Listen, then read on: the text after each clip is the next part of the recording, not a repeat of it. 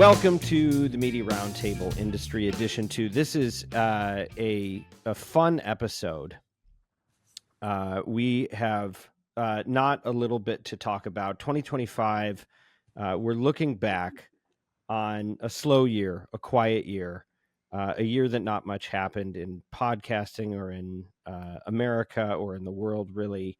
But we're going to try to see if there's anything worth mentioning. We have some of the greatest minds in the industry that we call podcasting still today. I think we still call it podcasting. A lot has changed. And we're going to break it down. We're going to talk about what do we feel were the most interesting stories of the year. What are the implications of them? What does it mean for the future? And the brains that we have here, we have some fun people. We have some very smart people here with us to unpack it. I will exclude myself from the list aforementioned, but I am your host, Dan Granger. I'm the CEO of Oxford Road. But let me tell you about the smart people that we have. We have James Cridland here looking back with us, editor of Podnews and Podcast Business Journal, among other things. We have Kyle Jelinek. Welcome, Kyle, VP of Client Services here at Oxford Road. We have Neal, Lucey, a familiar voice to many of you, or face if you like the YouTube thing. He is EVP of Strategy and Product at Oxford Road. And we have Hernan Lopez back with us, founder of Owl & Co., and he's also founded other things in this industry, but those other things may or may not come up in the course of this discussion. Welcome, everybody. So grateful to have you as we try to unpack whatever you want to say about this year. Why don't I just kick off the first topic that may or may not be one of the more defining stories of the last 12 months, and that is video. Video has, at least from where I sit, had such a profound impact that, like, even doing the intro to this show is getting really confusing, because for the last few years, I do this whole preamble about this is in service of the chief audio officer, and it's really the chief audio officer that is like the kingpin stakeholder in this industry, because they focus on this audio channel with podcasts at the center of it. But now, every time I say the word audio, I feel like I may or may not even be talking about podcasting anymore because of this whole video thing. It's really changed the landscape, and the implications are profound. And so, look, a lot has happened. Some of the headlines are, we came into the year with YouTube announcing 1 billion monthly active podcast viewers. We talked a lot about that on this show. How do they count it? How do they know? But there's no question that it's been profound in its impact. We've seen Spotify make real effort to promote their video capabilities. And we talked a lot about that for the first half of the year. And then very recently, all of a sudden, this whole Netflix word has been coming into the picture. And the question is anybody going to challenge Spotify's dominance in terms of consumption when it comes to video? And that's part of the story. The other part of the story really isn't the war for share of eyes, but really what it's revealed about some of the measurement gaps in how we count things in this industry. So, when you talk about 1 billion active monthly users, and everybody having their own charts, go to the Apple charts, go to the YouTube charts, which they now have, go to the Spotify charts. How are they calculating these things? And what happens when shows like The Breakfast Club or Jay Shetty or The Ringer start showing up in places like Netflix? And advertisers who are funding this whole thing have to figure out, how do you count what an impression actually is, with some counting plays and some counting downloads. And effectively, when you look at the big three distribution platforms, Apple, Spotify, and YouTube, it's like we're comparing touchdowns, home runs, and goals. And so let me pause there, and let me just ask for some feedback from the group. I'm gonna start with Kyle, but I'd love everybody to pile in on this one. Has this been the story of the year, the kind of the emergence and ascendance of video into the channel? and how much of it is hype, and how important is it in the work that we do here? Oh, it's very important. I mean, you nailed it with like downloads are dead. And what did we ever figure out what a download actually was? I don't think we ever came to that conclusion. But um, if I've seen clients right now going into the space hesitant because they can't measure it properly, but there are systems, there are ways to go around this. We've done that. Um, and I've seen people sit on the sidelines because they can't accurately measure the YouTube component or the video component. And I think that's misguided. I think it's changing the way that we're buying. It's changing the way that we're measuring, obviously, and it's also changing some of the things that we've asked for. It used to be host read ads are that was everything that we could ever ask for. Now it's we need to have video component. We need to have the host actually on video talking about it. Um, and then can we cut these things up and can we retarget them? Can we use them in social media? It's opening up a lot of new opportunities for everybody. I think both listening and watching are converging. I thought it was very interesting in the way both YouTube and Spotify talk about their overall consumption metrics. YouTube talks about watch time, not just for podcasts, but for everything. And that includes some listen time. When you're listening to a podcast on background, YouTube will count that as watch time. Equally, on last week when Spotify published the Spotify Wrap, Daniel Ek said that there were 11 trillion minutes of listening, but that surely included some watch time. So the fact that even the bigger platforms are conflating listen and watch time tells us that there is a need for the industry to come together on a time-based metric of what success looks like next year. I think that's going to be that was, if anything, the big unanswered question of 25 and might be the biggest to do for 2026. Hernan, given your background working on, running a monster network and working with creators and working with shows, I mean, we talk a lot about the impact on the advertisers and, how this makes it hard to judge, like, what's a CPM and, what is the value that I got versus what I paid for. But how does it impact creators? How does it impact the other side of the ecosystem from the supply standpoint when we have this confusion? I think that creators, we talked about this throughout the year. Yes, it was true that video got a lot of press, a lot of attention, but video is not necessary for every podcast. And it's not the best strategy for every podcast. I think we're going to talk today about the ROI of producing video and all the things that you lose when you're interviewing video. You cannot edit as quickly. You cannot you cannot tighten an episode as effectively as you can with audio only. So I think each podcaster, each creator needs to decide what is the best avenue for them. And for many of them, video is not necessary beyond a promotional tool. I do think that every podcaster should have a video promotional strategy as a minimum. Well, we can save some of the discussion about the production implications, but just in terms of the simple measurement of the channel, right? If you're a host and you're negotiating what your minimum guarantee is going to be, or you're trying to figure out how to monetize your audience, like, are they thinking about the fact that a download is not a view? Is that part of the calculus? How is that impacting people when they think about the economics of the business from the content side? I think the creators need to add their reach and their metric of listening and watching across as many platforms as they can.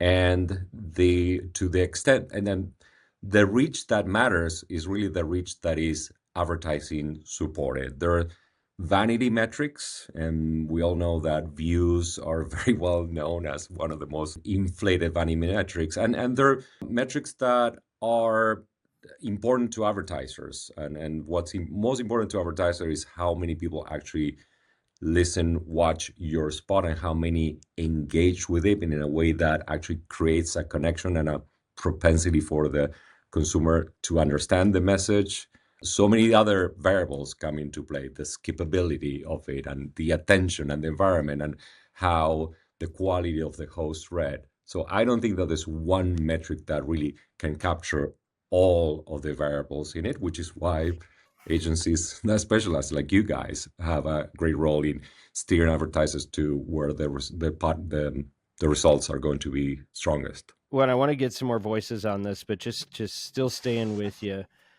One of the things I wonder a lot is how many advertisers that are like the brands buying through holding companies are completely buying a bill of goods and have no idea, because they're buying vanity metrics or intent metrics or download metrics alone without the ability to filter that through a lens like performance, where you can it normalizes everything for you, right? But if you're only buying based on the exposure, and that exposure is so arbitrary, like to what extent are people just getting taken buying off of false metrics because we really have no standards or clarity or quality control as an industry? I don't want to make very broad generalizations, but I think that every agency probably has to have a collection of different metrics that are appropriate for their clients. In digital advertising writ large, forget about podcasts. There's so many variables that go into advertising effectiveness, and there are agencies that do the work and agencies that do less work. So I think I don't want to overgeneralize, but I do think, as obviously the reason why I'm on this podcast is I know that the work that you guys do that is very specific to podcasts is something that every agency, every client needs to be paying attention to. Well, and James, I know that you've been saying we should get away from just trying to make podcasts about audio and really just push it all through video platforms for a long time. So maybe you want to elaborate. This has been a good year for you in that regard. Yeah. Is that right? Did I get that right? I'm not quite sure that I've been saying that. Look, I think what we've seen over the last year is we've seen real confusions about definitions. Definitions from the platforms on what consumption actually is. So YouTube apparently counts 30-second views as a play, except YouTube have never said what a play actually is. And it's my understanding that it actually differs depending on whether you're a smaller show or a bigger show.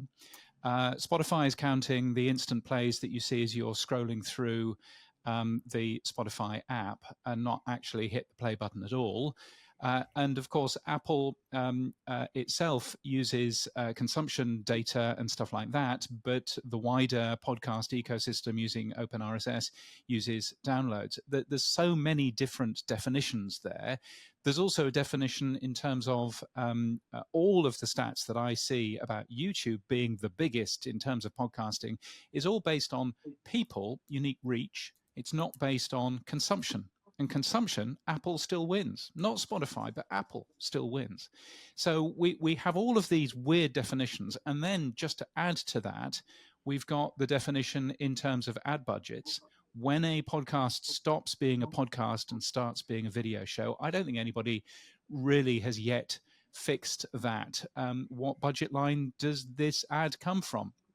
Who knows? So I think, ideally, we should be seeing more companies like Bumper, more companies like Pod Analyst, companies that are going into all of the individual platforms such as YouTube, Apple, Spotify, normalizing the data that you get out of that, making sure that it's all consumption-based information and signed-in based information so that we actually have real numbers that we can compare. And I think that would be a great start. But at the moment, we're looking at different numbers that mean different things, and we're all kind of flailing around in the dark a little bit.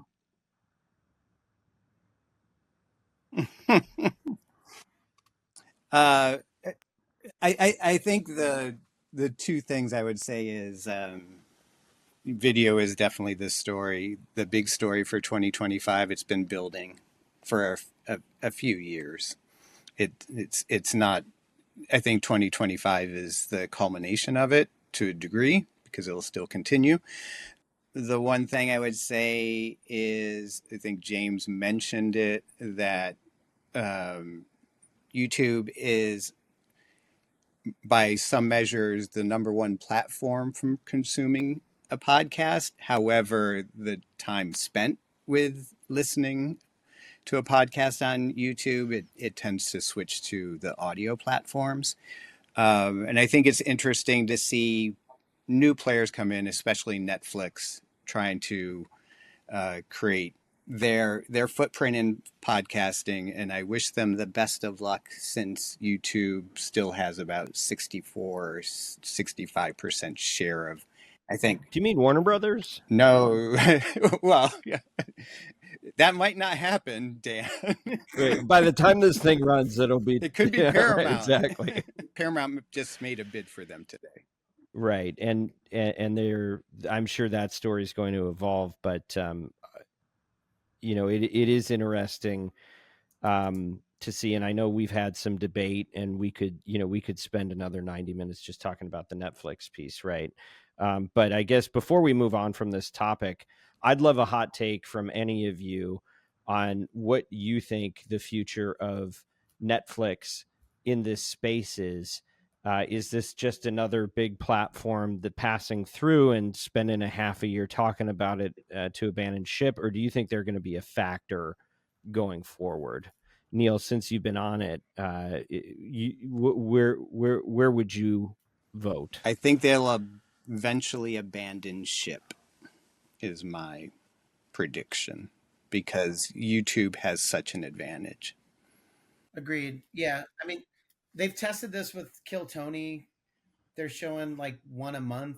They're not really fully invested into any particular show. They're not making it a source for discovery. And like so many times, I think they're gonna move on to the next big thing. Maybe it's Warner Brothers. I'll take the other side. I don't think that they're in this to abandon it. So the first experiment will be the launch of the Spotify podcast, the 16 shows that they announced they're going to take co-exclusively, or I can't remember the word, but it's everybody except for YouTube will have access to the shows. And but that's the first slate. I know that they're actively talking to podcasters both on the licensing side as well as the original creation side. And they're not, it's first quarter when they're going to make the first rollout. And Netflix is famously a company that tries, tests, and learns, and then scales things that work for them. And I think one of the reasons why they wanted to get into the podcast space is to cover some moments of the day that consumers were not thinking about Netflix. Consumers typically think about Netflix at night when they come back home and they want to have a movie or a television show to watch. Then over the last couple of years only really have experimented with live and sports, but those are tiny really shares of the total viewership. And I think one of the reasons why they started with the Ringer podcast is that they want to see whether they can get people's, particularly sports viewers, to engage more with the platform starting earlier in the day. And if that works, I think they will scale. It is true that they're not thinking about becoming a platform to replace Spotify or let alone YouTube. They're not thinking about becoming the place where people think of when they want to watch a podcast first. I mean, I would say the evidence is very clear that Netflix is looking at this as a very short-term experiment, because they're only signing people up for a year. For a year. And so, I mean, that's certainly the information that I end up seeing. And they've just bought Warner Brothers. They will be so distracted by building that $28 billion business into Netflix anyway. I can't see them being particularly excited about pulling some cheap TV shows into their into their service. They may have bought Warner Brothers. It looks like Paramount just outbid them, based on reports earlier today. We won't know. Yeah, with TBD, it's going to be a long week. Yeah. My phone was blowing up all day with the two offers, and I think we won't know for a while. But even the earliest that they still could close is early 2027, so they still have that whole year before they can activate. All right, Neal, you wanted to get in there. I did want to say I hadn't really considered Hernan's point of day parting. So television or Netflix, it's available to you 24 hours a day. The majority of their viewership would be at prime time in the evening, and finding viewers in a different day part is a smart strategy for them. And doing so via podcasts is interesting. Unfortunately for you, our call sheet bet is closed now, Neal, and you took the other side of the bet. I took it. I actually threw in with Hernan. $100. I went long on Netflix here. I'm not changing my bet. I think at the end of the day, like, wait till they find out how cheap it is to make shows, and they have these big, beautiful shows. You know, I love The Diplomat, I love Ozark, but you think about how much it costs to support that hour, and when they see how efficient this is to expand engagement, I don't know. I'm not saying I think it's going to be YouTube or Spotify necessarily, but I could see it being a premium destination where you have fewer choices. But some of the marquees, it's worth it for them to wall it off if it is for anybody. That's where my bet is. But we'll see. We'll see in a year who makes money on this conversation. We got to move on. Piece of data I came across is that there are actually countries other than the United States in the world, and that some of the people in those other countries actually consume podcasts, and that may actually be at a bit of an inflection point. So, Hernan, do you want to chime in here? So I think you and I spoke when I published the Global Podcast Economy Report that measured the total size of the global economy at $7.3 billion. The US was about 2/3 of that. And if you look at almost any other scaled large advertising business from YouTube to Facebook, the US is rarely more than 45% of the world. In reality, compared to world GDPs, is much less. But the US has traditionally had higher advertising density than the rest of the world. So that would indicate that the rest of the world has more upside than the US. And I thought that was going to be the theme of next year, but I'm going to reserve my prediction for the next half of the episode. I do think that we still have a significant opportunity throughout the globe, but I don't think that necessarily means that the rest of the world will, or any particular market outside of the US that's large, will grow faster than the US. I don't know about that. I think that the UK probably will grow faster, if only because I think when you start quite small, then it's quite easy to grow quite fast in terms of that. But certainly, I mean, you know, it's interesting seeing the Apple Podcasts of the Year this year being The Rest Is History, a show from the UK. You know, Goalhanger are having an incredible year. And I think that they're going to do very well there. The Podcast Hall of Fame gets announced in the next few days. And I know of at least 2 inductees this year, which, shock horror, aren't from North America. So all of a sudden, I think that there is quite a lot of interest going on of podcasting outside of North America. And I think also it's easier to sell now. The deals are now done where if you are NPR, you are earning money in Australia from whoever it is who sells the NPR shows here, or Wondery, or whoever it might end up being. All of those representation deals are done, which is very handy. It certainly wasn't the case 3-4 years ago. So I think there are more upsides now of North American companies really pushing into particularly English-speaking countries, across the world with their content, because all of a sudden they can actually monetize them rather better than they've ever been able to do in the past. I was on a call with a network last week that, in fact, like to expand on what you're talking about, James, using AI to transcreate the content into the native tongue, in the host voice and inflection, and they're looking to scale this thing into markets where they currently haven't had any access into. So I think that, in addition to everything you've said, is it's it's set for massive growth. Well, and Kyle, you've been pretty close to being active in that space, right? I mean, how much have you seen it change in the last 12 months on the buy side? On the buying side, measurement has been the challenge, and oftentimes, I remember our first buy that we did with a very large network in the UK. They were like, "We have full measurement capabilities." I'm like, "Fantastic!" And it was how many impressions they delivered. Opportunities for exposure, maybe? Exactly. Yeah.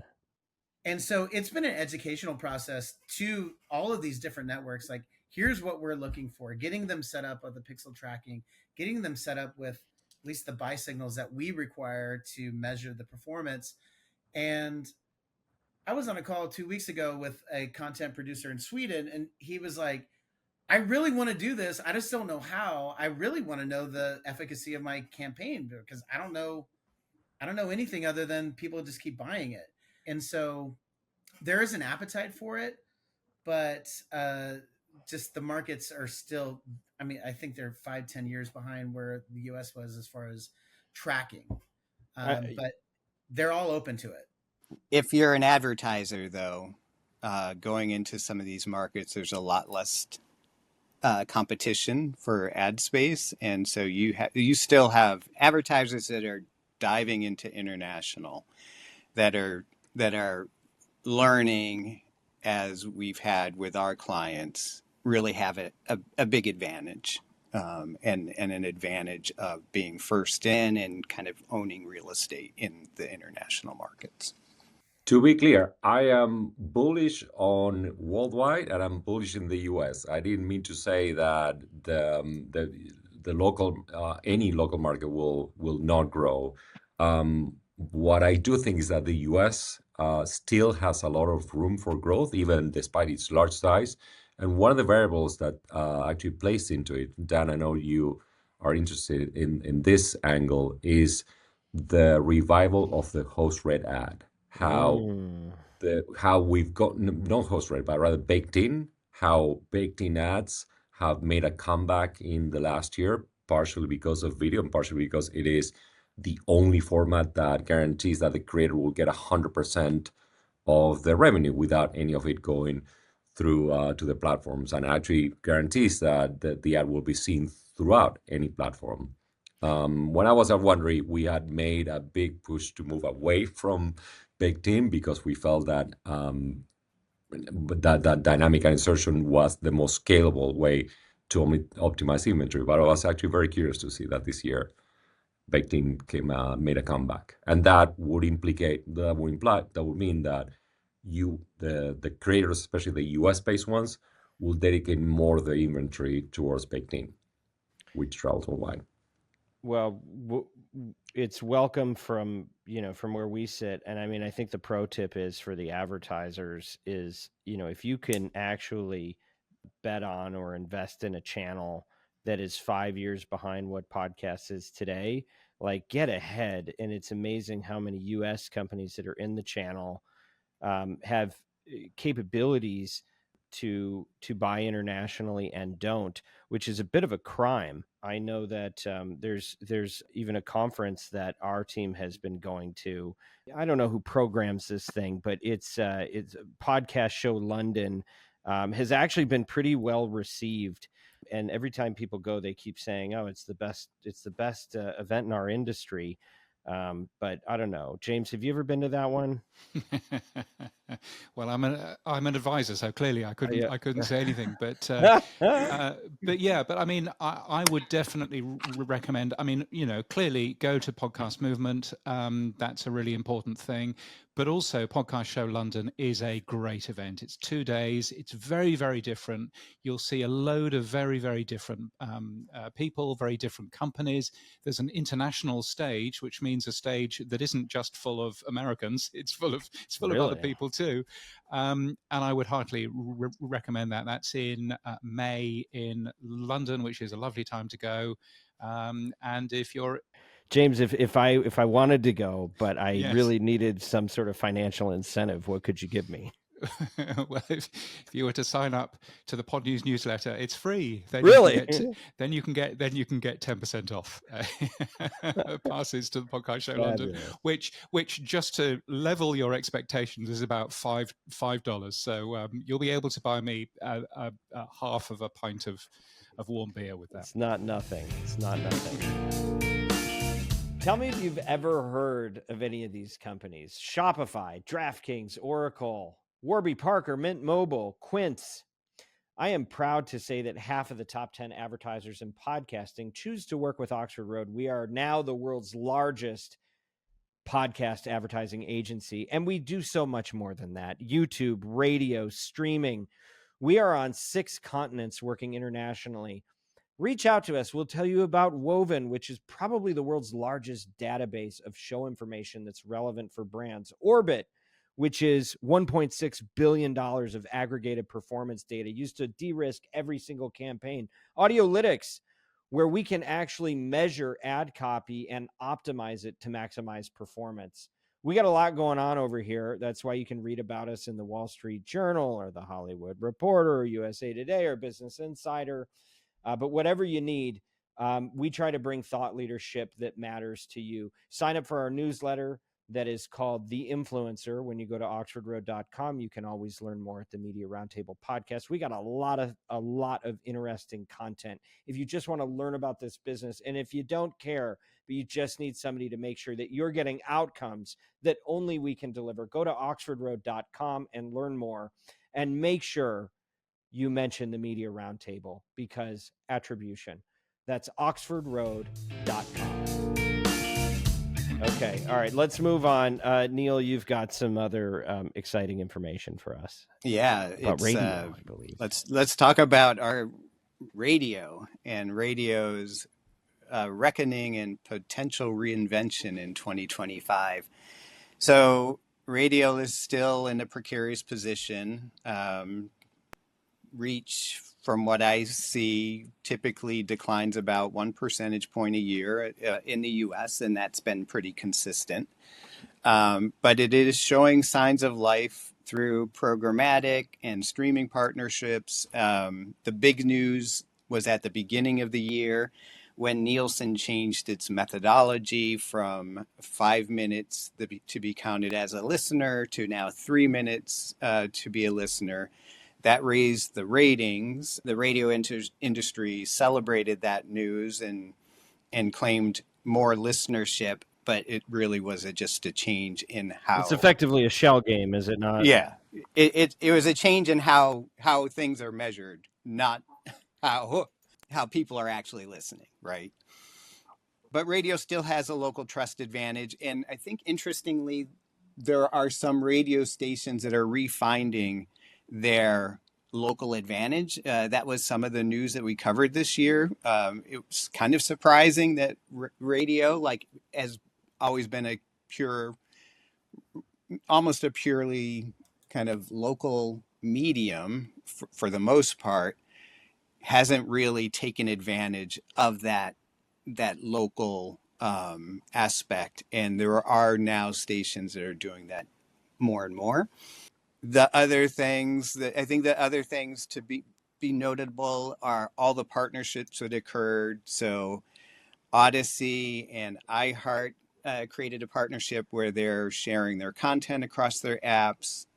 iHeart joined up with other publishers to make their inventory available on the Amazon DSP.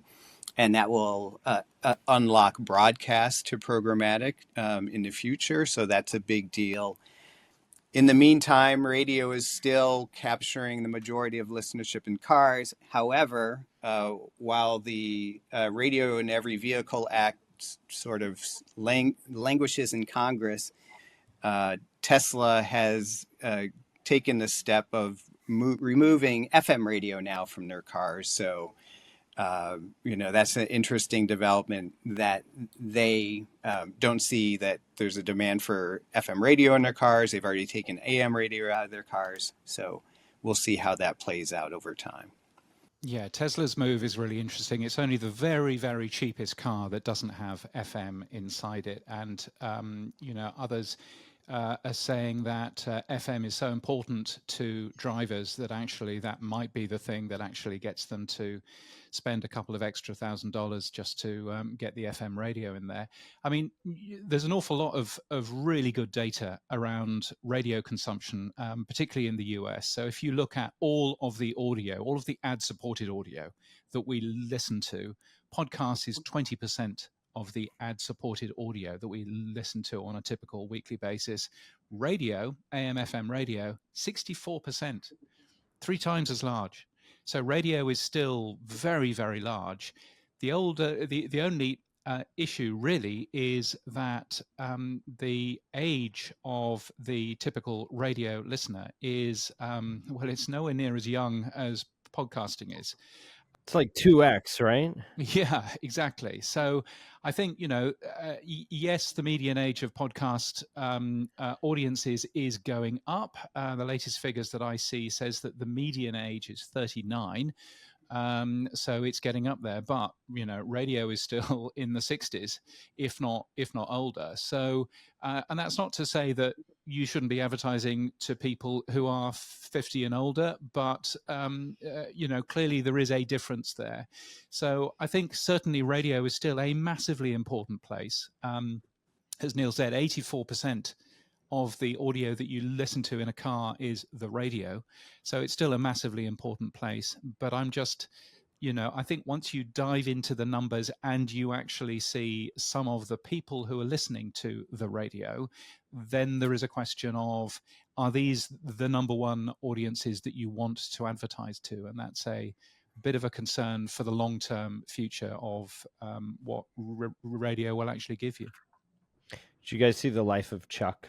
The movie, the Stephen King novel they turned into a movie, put it out this year. Who's the guy that plays Loki? He plays Chuck. It's a great movie. It's about like the end of the world, and over time the internet goes down for everybody, and it never goes back up. And then suddenly people are listening to the radio again and using different broadcast signals. I thought that's an interesting argument for why. And it certainly feels like end times. So I think, there's going to be a place for it. It's interesting to keep a medium active that is a hedge against the future of, cyber warfare, where we start to see real problems with the internet. But staying away from the apocalyptic, I don't think it matters that it's going away. I think we all know it's been going away, but its death has been, greatly exaggerated for a long time. 60% of us on this panel worked in it as a career, and I think all feel some affection for it. But the reality is that it was America's companion, or that's what we called it here in the States for a long time, because it really did live up to the companion promise for so long. And it's going to potentially be decades before there isn't critical mass listening to it. So for anybody that's planning media around it, I would, as a marketer, the way I look at this is look at it the same way you look at international. You may not be able to capitalize on that audience, but if you can, you absolutely should, because the value keeps getting better and better. And I continue to be pleasantly surprised by seeing our volume of media in radio being purchased increasing over time, even while the iceberg melts slowly, because there really is value there. So, I think it's fun to make fun of radio, but at the same time, it really is a good value, and it's not going to be gone tomorrow. It's not going to be gone next year, whatever they do in a Tesla. Like that's, it's a thing. With that, I want to talk about the infinite dial, something else that goes on and on forever, like radio. Kyle, can you catch us up on what happened here? Yeah, I feel I'm very proud of this. Actually, I feel like our little podcast baby is all grown up. Yes. It hit a critical mass this year, 73%, according to the Infinite Dial report from Edison. Americans 12 plus are tuning in. So that's 210 million people tuning into a podcast or have tuned into a podcast, 55% monthly reach, 40% every week, which is more than doubled since, long before we started or after we started this thing over at Oxford. Since 2017, it's more than doubled. So we're seeing some major strides in podcasts. What I thought was really interesting, like female audience is growing 16%. It's the largest spike that we've seen in over a decade. 18 to 34, we're talking about where are these people going? They're not on radio anymore. They're on podcasts. We're seeing 52%, which equals the consumption of television. The real sleeper hit, actually, what I was seeing too, was actually the old crowd. We saw a jump on 55 plus, 11% jump year over year. So they are transitioning. They're also listening to the radio, but they're tuning into podcasts for the first time. So we're seeing growth there. Brand awareness is growing. We're seeing for the first time brand awareness spike higher than what we saw the growth on direct marketing. I don't love that necessarily as a direct marketer. It's just in my blood, but we're seeing these brands come in and start to use the space. But at the end of the day, this thing's not niche anymore.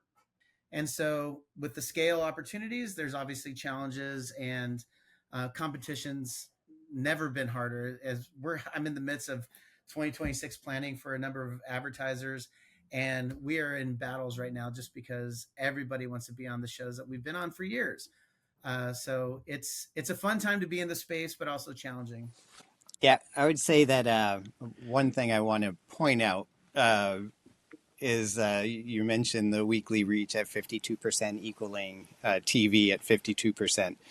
It's a little bit harder to scale that reach in podcasting and in television. So TV, even among the younger folks, will have a reach advantage for a while. And even, hearkening back to the last story, media consumption changes happen slower for the consumers than they do for marketers. Marketers tend to be ahead of media consumption changes and see things as dying or dead, and they're still around. It certainly is not niche anymore. I think one of the things that is interesting, and it goes back to our first story, the 55% monthly listening for Edison was a big jump from last year.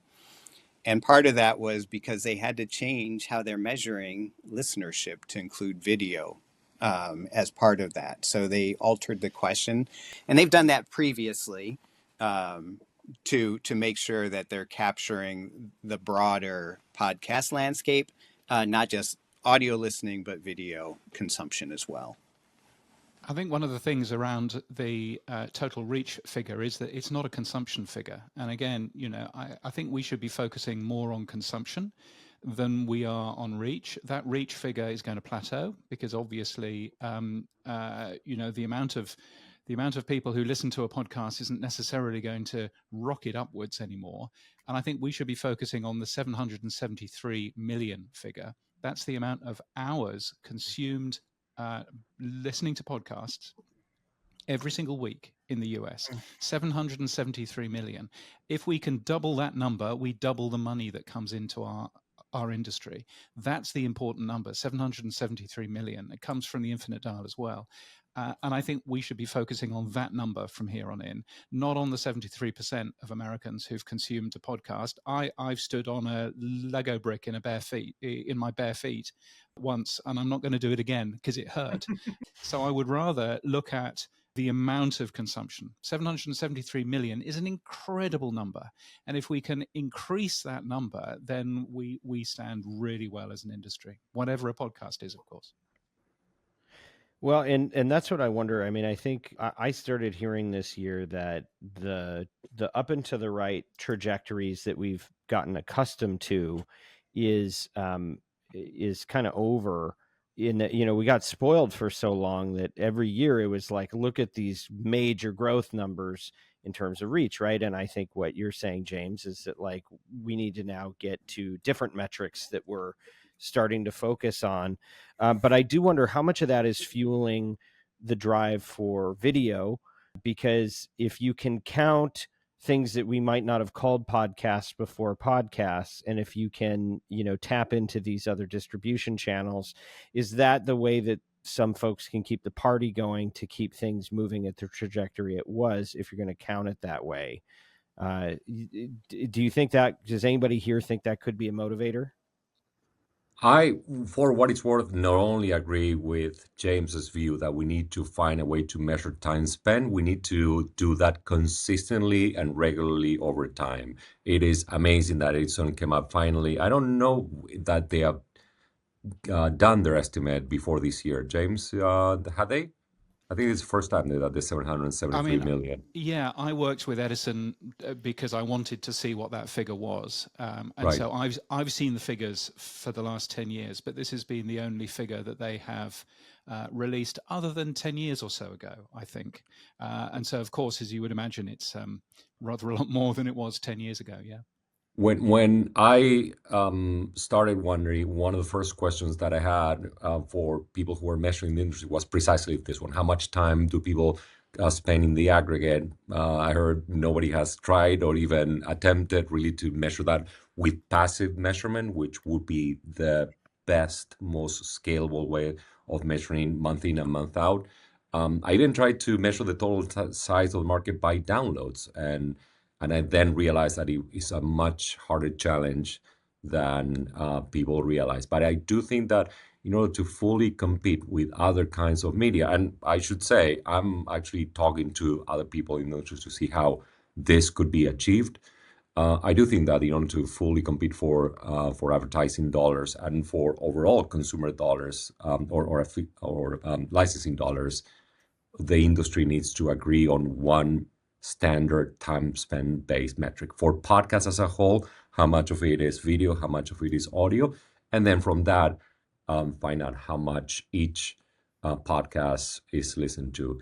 Nielsen has done an amazing job with the gauge in highlighting the growth of streaming time spent versus linear broadcasting and linear cable. And I think the time is right for that to happen for the podcast industry. And that, I think, presupposes we agree on that definition of what a podcast is, which I think is another subject dear to everybody's heart over here. Good luck. Yeah, well, and so we're getting tight on time here. Unfortunately, this is a two-parter, so we're going to get into some predictions for next year as well with this same group. But before we do, a few honorable mentions. James, I'm going to ask you for the quick summary of some of the industry consolidation and changes. Before I ask you to do that, I just want to call out one in particular, which was a decision by Amazon that I'm going to come out and just say that I really disagree with the decision to deprecate the Wondery brand. Hernan, who is with us here, was the founder of Wondery, is the founder of Wondery, and they chose to not use the brand as it had been used for, I believe, more than a decade or close to a decade. And I really say, brand, I don't mean that word lightly. I mean in terms of not just the amazing packaging that was very aspirational, and I felt leveled up what it meant to be in the podcasting industry. Wondery was, the gold standard for premium content. It was a fabulous business model under Hernan's leadership, and that's not to say anything disparaging of anything that happened since. Amazon's a big company; they got to do what they got to do. But I just think that what that represents today in our minds and for this industry is significant. And I would say I'm just going to call it out as one of the changes that happened this year that I wish had not happened. Although I do believe at some point somebody will get wise and the Wondery brand will rise again in its consumer-facing application. So, Yeah, indeed. I mean, we did see an awful lot of change this year, an awful lot of closures and of belt tightening, certainly. I mean, we've also seen some pretty good news. You know, Odyssey managing to get out of bankruptcy, iHeart managing to at least get rid of some of their debt, which is useful as well. Although, you know, I mean, there's been all kinds of stuff going on at Spotify as well. So really, I think you know we're seeing probably this is the bit of the bubble that happened between 2020 and 2023 still actually deflating a little bit in terms of that. But interesting again, just to point out that most of these big cuts were in the US and weren't happening in other parts of the world as well. And I should chime in that the Wondery brand is still very much alive. If you're a consumer, the average consumer doesn't know that there was any change. If you look at the shows that were under the Wondery brand, they're still published with the From Wondery at the beginning. So it was That's a good more a point. corporate reorganization, and obviously we resulting in an unfortunate number of job cuts. But it was more a reorganization than a change in the brand. And indeed, you know, Wondery is one of the nominations for the Golden Globes. So, in terms of armchair experts, so I think that's going to again give an awful lot of spotlight to the Wondery brand, alongside SiriusXM, which has got 3 of the 6, which is astonishing, as well as NPR and The Ringer. So yeah, hopefully good news for Wondery as we move forward as a consumer brand, certainly. And one nomination for Dying for Sex, the show based on a Wondery podcast on the television adaptation. And you're right. I probably am looking at that a little narrowly, just because we're looking at it from who do we buy the ads from. But yes, with consumers, certainly there may not be that perception, and that's a good thing. I'm just nostalgic for when that had Hernan on it. I'll just leave it there. Okay, Neal, take us to another topic. Okay, this will be quick. We had the podcast election 1.0 occurred in 2024 with Trump going on Rogan and all the views he captured. A lot of the learnings from that came out in 2025, and we published our own learnings about the podcast election. We have the podcast election 2.0 with the New York City mayor election and Zohran Mamdani really using podcasts to reach viewers on a very grassroots basis. So looking forward, next year, 2026, is an election year. Do not expect that podcasts will shrink any from what they have done in terms of being a major factor in the election.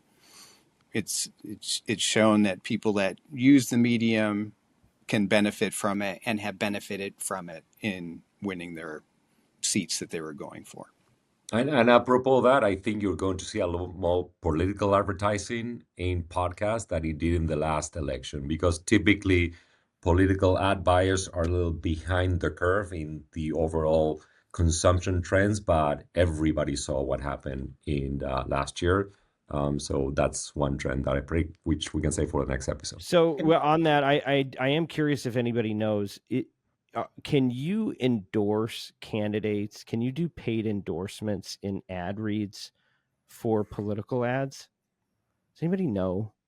There needs to be some. There's probably some FEC rule that governs exactly that. That's a good point. And maybe you wouldn't call it endorsement, but that's actually a good point to investigate. I just wonder. I was talking to somebody about Joe Rogan did. He didn't endorse Trump. Well, but if he did it as a live read, that would be funny. I don't know that. I don't know that it works that way. He didn't do it as an endorsement read. Yeah, I mean, as politicians want to tap into the creator economy, But I think, look, I think what this definitely. Here's what I imagine the way it'll work. You'll see ad buys, and then lo and behold, candidates will start showing up on those shows who do the ad buys, right? Because I think that we knew a year ago, this doesn't have to be a new prediction, but we knew a year ago that this was a major thing in influencing the presidential election in the US. But I think we saw that it's also part of a proactive and healthy campaign plan now that you're going to see everybody on all sides continuing to support.